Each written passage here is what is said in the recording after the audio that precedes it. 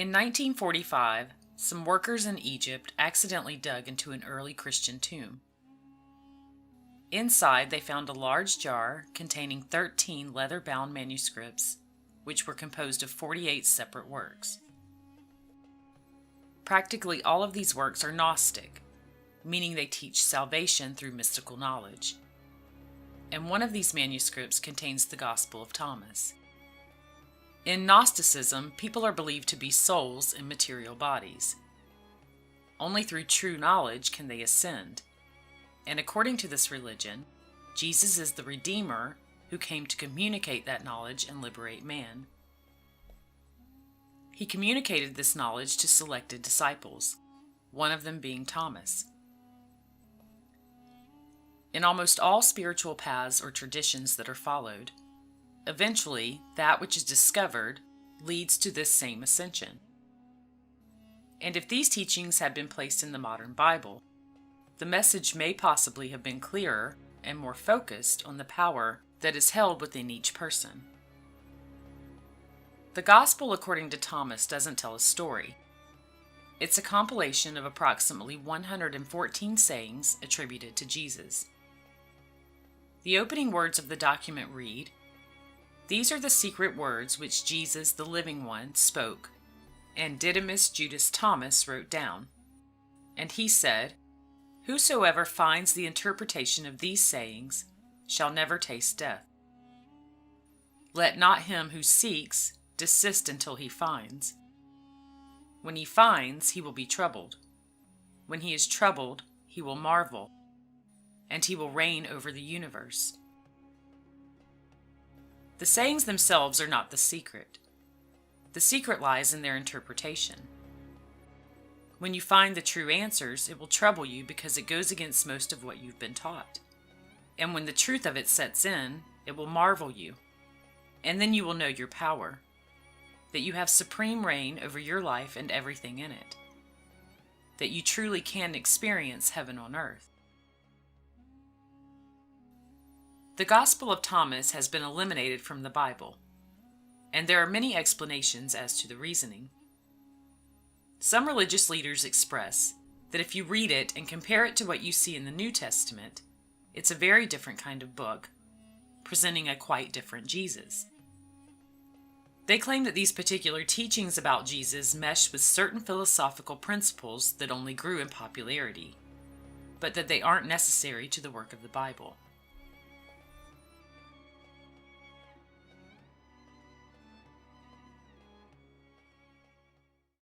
How many have heard of the lost Gospel of Thomas?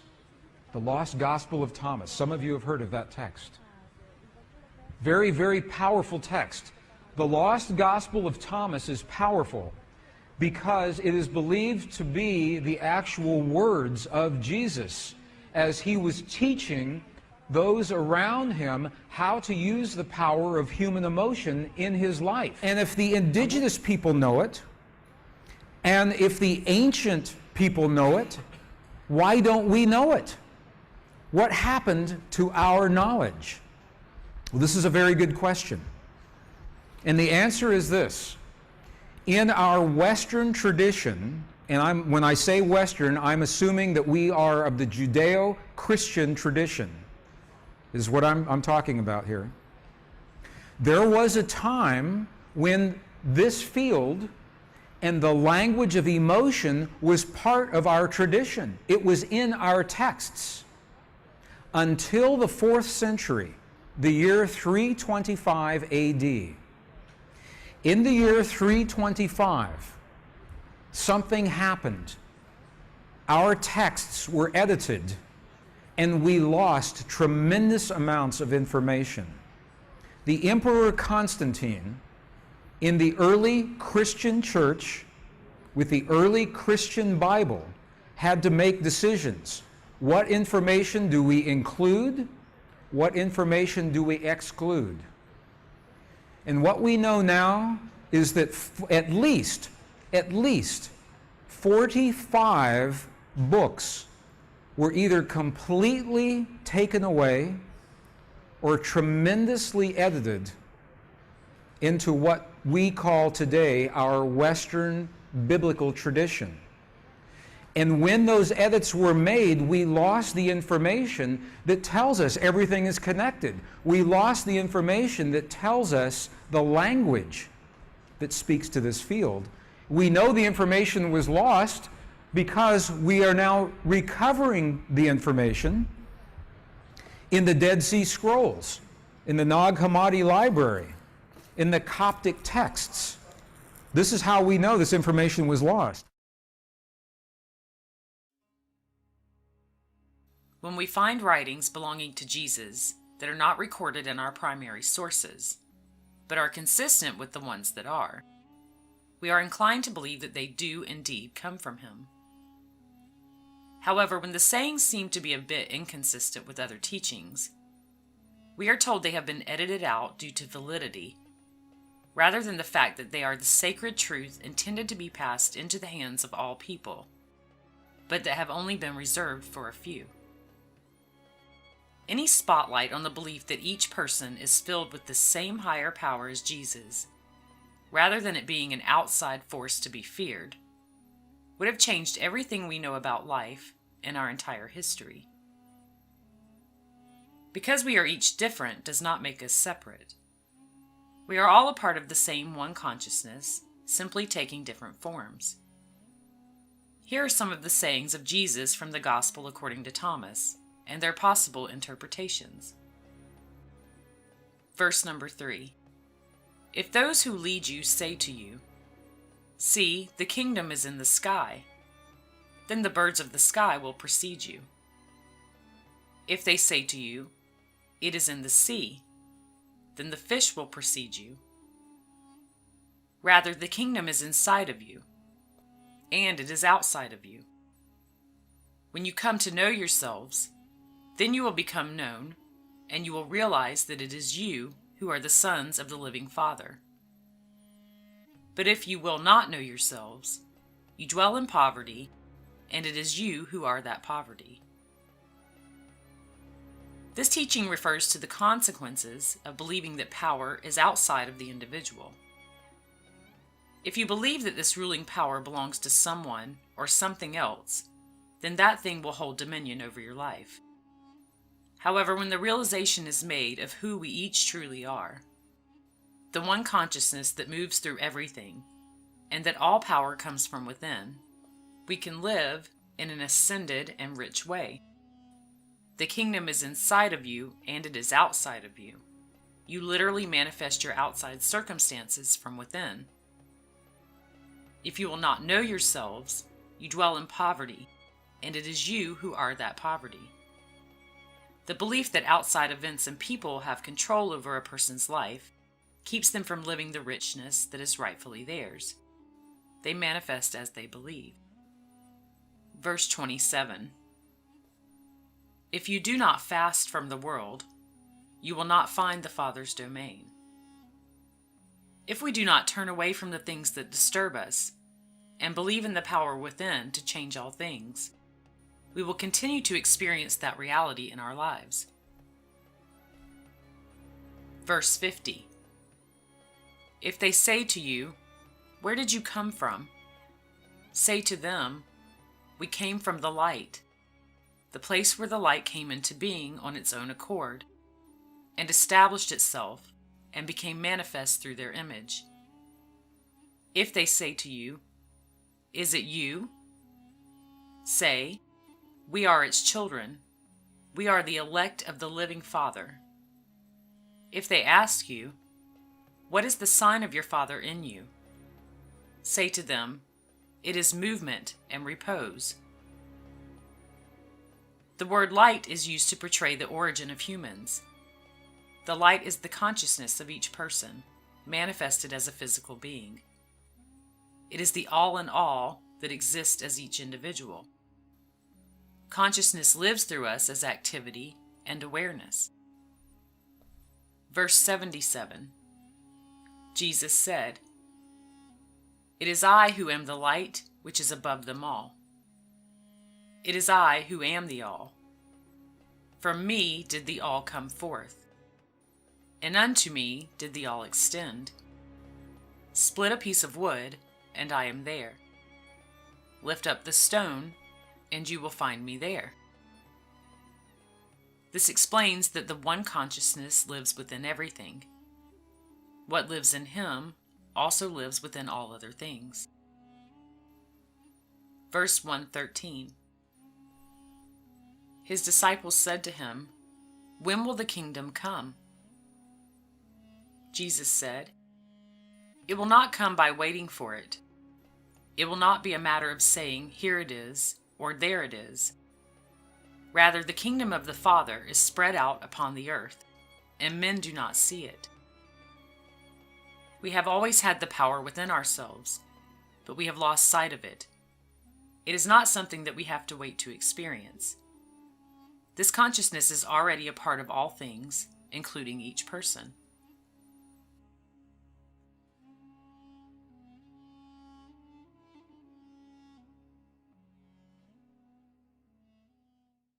To unleash the force of the divine matrix in our lives, first, we have to understand how it works, and the science tells us how it works. Secondly, we must speak the language that the divine matrix recognizes, and science cannot tell us that.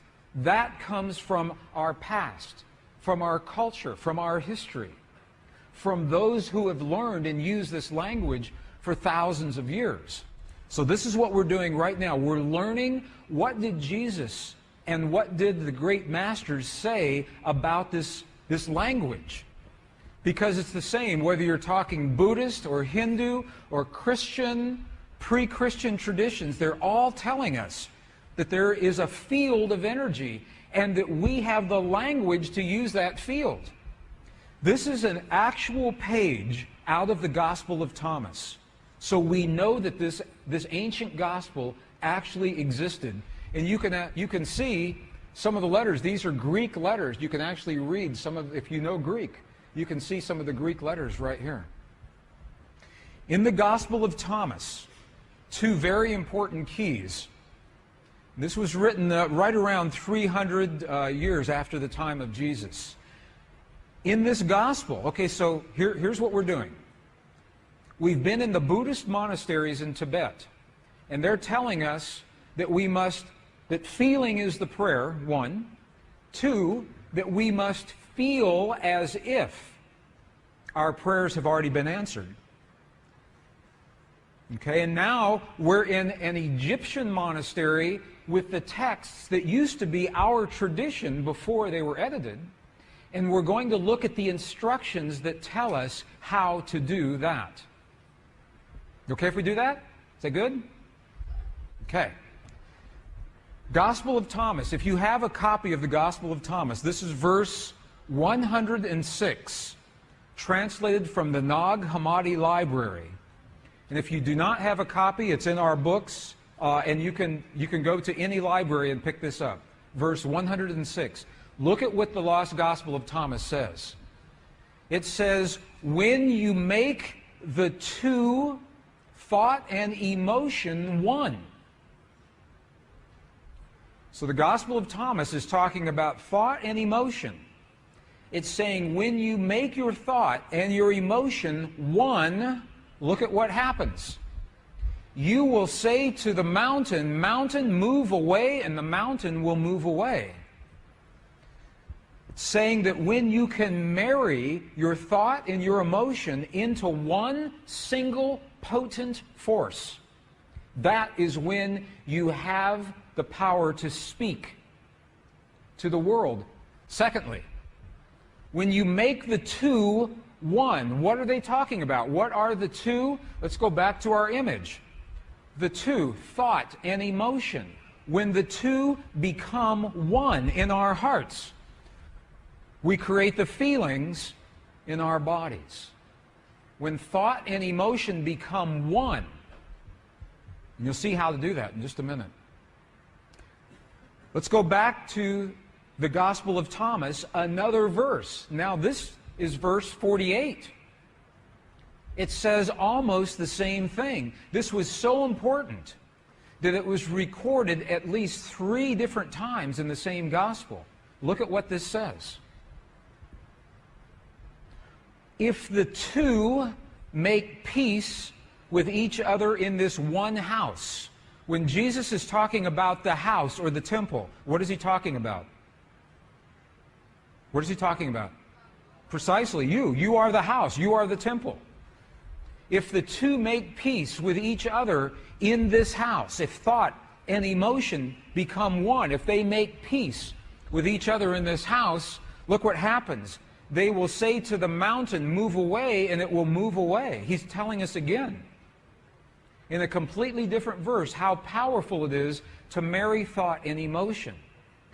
But they still haven't told us how. How do you do this? That's the next piece. In the early Christian Bible, your Bible today, there is a passage. How many have heard, ask and ye shall receive? Have you heard that before? Ask and ye shall receive. Have you heard that? I know people that ask and ask and ask and nothing happens. Because the asking is not done with the voice. The asking is not done, please, please, bring this to my world. That's not asking. To ask, we must speak to the field, to the divine matrix, in the language that the field recognizes. And a language that's meaningful. The field doesn't recognize our voice, it recognizes the power of our heart. Remember this morning, our heart, we have a feeling, creates electrical waves, magnetic waves. That's the language the field recognizes.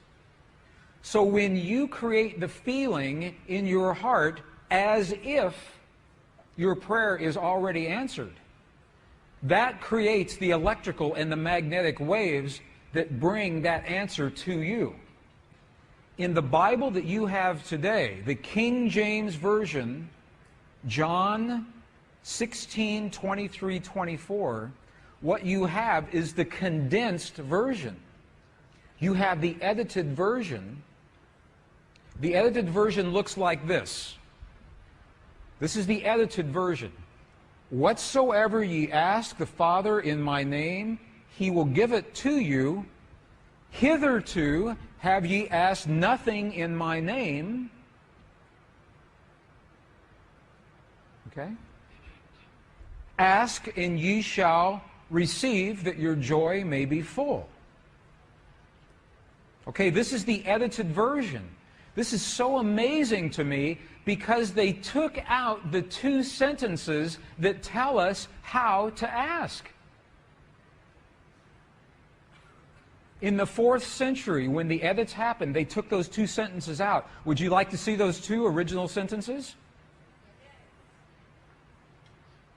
Okay, we'll go back into the original Aramaic and we'll look at a new translation. This is the original Aramaic. It begins, it looks very similar. So this is the retranslated version with the missing pieces. All things that you ask straightly, directly from inside my name, you will be given. It says, so far you've not done this, because if we ask with our voice, we have not done this. Now here's the piece that was edited. Here is what was lost. Look at these two very powerful sentences. Ask without hidden motive and be surrounded by your answer. Be enveloped by what you desire, that your gladness be full. Look at what it's saying. It's not saying to speak a word. It's saying to be surrounded, to feel as if. If you are surrounded, you are feeling as if your answer has already happened. Be enveloped. If you want the perfect relationship in your life, if you want the healing in the body of your loved ones, feel the feeling of what it is like as if that has already happened. Be enveloped by what you desire, because that is when your thought and your emotion become one. You think the thought of the healing in your loved ones, and you feel the love of that thought. They become one, And that is the language that this field recognizes. Does that make sense? Are you okay with that? You're going to see an example of this, another example here in just a moment. Ask without hidden motive. What does that mean? Hidden motive. Ask without judgment. This is precisely what the Buddhists are telling us. Ask without the judgment of the right or the wrong or the good or the bad. Ask without the ego. Ask from the heart. Is this meaningful to you? Is this helpful at all? Let me give you an example then. Because to be, if it says be surrounded, that means to feel as if. To feel as if.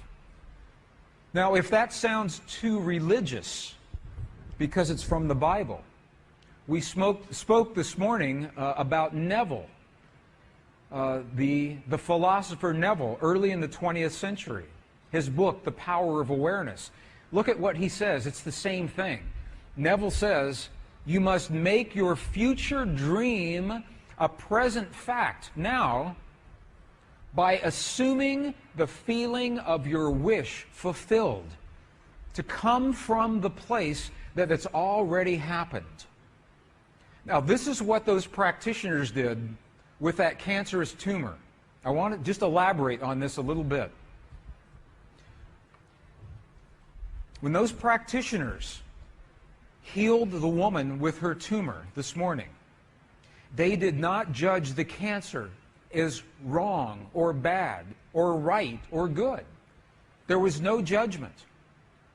They accept that tumor as a possibility, one of many possibilities, because in the quantum world all things are possible. So they didn't say, bad cancer, you must go away. Or we're going to operate on you, or we're going to use radiation on you. They didn't do that. They accepted the cancer as it was, without hidden motive, without judgment. And they said, now we're going to choose a new reality by feeling, assuming the feeling as if the woman is already healed. So what they did was they felt the feeling as if the woman was fully healed, fully enabled, fully capacitated, already happened. And the chant that they were using, wasa, wasa, loosely translates into the words, already done. Already done. And then when they got excited, they said, mate, mate, mate, means now, now, now. Not a year from now, not a month from now, not 5 minutes from now. Now, in the quantum world, now. And her body responded. It must. Physical reality must respond to the language that it understands. So in the Buddhist traditions, they are telling us the quality of the feeling.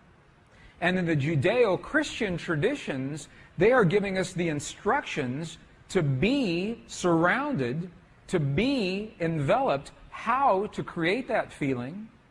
And when you put those all together, it's something that happens in our hearts, not in our minds. Feeling as if the prayer is already answered with no judgment and no ego, and feeling from the result. Feeling from the result as if it's already happened. Are there any martial artists here in the room? Karate experts? I studied martial arts when I was in my 20s and 30s, a little bit in my 40s and 50s. Have you seen martial artists when they demonstrate their focus by breaking a concrete block? Have you seen that? You've all seen that before, right? Okay, here's the secret. Here is the secret to breaking that block. When the martial artist is focused on that block, the very last thing that they are thinking is about their hand hitting the block. Because if they think about that, they know it will hurt. So they focus on what happens after their hand has passed through the block. as if it has already happened. They focus on a place below the block and feel the feeling as if their hand is already in that place. That is a metaphor, that is an equivalent for what we're doing with the power of emotion. Feeling as if the experience has already happened. The Gospel of Thomas represents our connection to consciousness and all that is. It is the knowledge that liberates man. If a person does not experience this higher consciousness, they believe themselves to be separate, alone, and simply a victim of circumstance. To break free from any manifested reality that does not serve what a person desires, the false image of the self must be replaced with the true knowledge of who and what we each are, and the power that we each possess.